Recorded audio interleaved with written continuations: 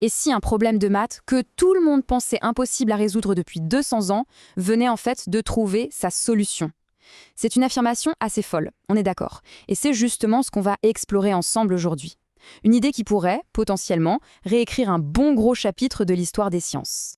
Voilà la question qui pique un peu. Imaginez un mur intellectuel, que les plus grands esprits considèrent comme infranchissable depuis 2 siècles. Et si, soudain, quelqu'un arrivait en disant « En fait, j'ai trouvé un passage secret ». C'est exactement de ça qu'on parle. Bon, pour bien saisir l'enjeu, il faut qu'on retourne un peu en arrière, à l'origine de cette fameuse impasse. C'est l'histoire d'une porte que les mathématiques pensaient avoir fermée à clé pour toujours. Et le gardien de cette porte, le voici, le théorème d'Abel-Ruffini. Ça date de 1824, c'est pas tout jeune. En gros, ce théorème dit que, pour les équations qui se compliquent un peu, celles de degré 5 ou plus, eh bien, il n'y a pas de formule universelle. Pas de recette magique qui utilise des trucs simples comme des additions ou des racines carrées pour trouver la solution exacte, pile poil. C'était considéré comme la fin de l'histoire, un cul-de-sac. Et c'est vraiment ça le point crucial.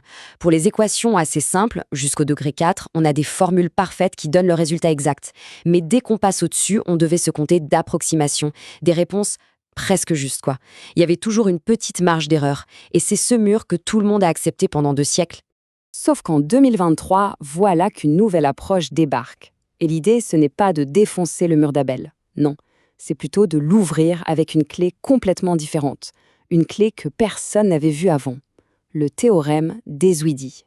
Et c'est là que ça devient vraiment intéressant. L'objectif n'est pas de dire « Abel avait tort », pas du tout. Son théorème reste juste, mais dans un cadre bien précis, celui des solutions qu'on peut écrire avec des radicaux. Cette nouvelle méthode, elle, prétend juste jouer sur un autre terrain, un terrain de jeu mathématique plus grand, avec d'autres règles qui permettent en fait de contourner les anciennes limites. Quand on compare les deux, le contraste est saisissant. D'un côté, on a les méthodes classiques qui calent dès le degré 5 et qui doivent jongler avec des erreurs d'arrondi. Et de l'autre, cette nouvelle approche qui se dit universelle, capable de cracher une solution symbolique parfaite sans aucune erreur pour n'importe quel degré. L'affirmation est énorme. D'accord, mais comment c'est possible, ce tour de passe-passe? Alors, sans se noyer dans les équations, on va essayer de comprendre l'idée générale, la recette qui se cache derrière cette nouvelle clé. Le cœur du réacteur, en fait, c'est ce qu'on appelle une formule récursive. Au lieu de chercher une unique formule magique qui résout tout d'un coup, cette méthode construit la solution petit à petit. Chaque nouvelle étape se base sur le résultat de la précédente. C'est un peu comme une recette de cuisine, vraiment. On commence avec les ingrédients de base, les chiffres de notre équation, on applique une première instruction, on touille et on obtient un résultat intermédiaire. Puis, et c'est ça la clé, on réutilise ce résultat comme ingrédient pour l'étape suivante. Et on répète jusqu'à avoir le plat final, une nouvelle série de coefficients qui va tout simplifier. Et pour voir si cette recette fonctionne, le mieux, c'est de s'attaquer à un vrai monstre mathématique, une équation de degré 19, un truc bien au-delà de ce que les formules classiques peuvent même espérer toucher. La voilà, la bête. Au premier coup d'œil, c'est intimidant, hein, un enchevêtrement de chiffres et de puissance qui a l'air juste indémêlable si on veut un résultat exact. Bref, le défi parfait. On lance donc la fameuse recette récursive sur ce monstre. Et là, c'est le coup de théâtre. La méthode génère de nouveaux coefficients et la plupart d'entre eux sont tout simplement zéro. Pouf, disparus.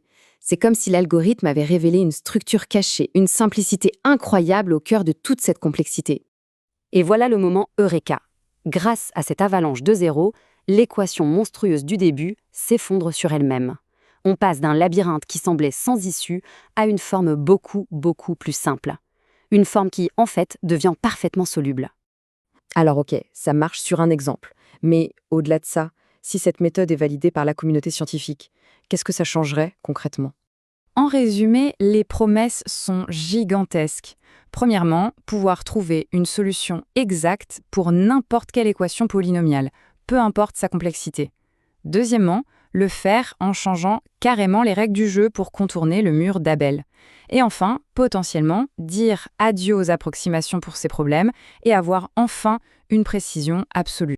D'ailleurs, la conclusion de l'auteur est sans équivoque, et elle résume bien toute l'ambition du projet. La porte qu'Abel a autrefois fermée a été rouverte de manière permanente. Rien que ça. C'est une déclaration qui se veut historique. Bien sûr, seul le temps et surtout l'examen critique par les autres mathématiciens nous le dira. Mais la question est là et elle donne le vertige.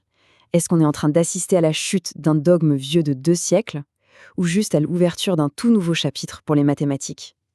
L'histoire est en train de s'écrire sous nos yeux. Merci d'avoir suivi cette analyse.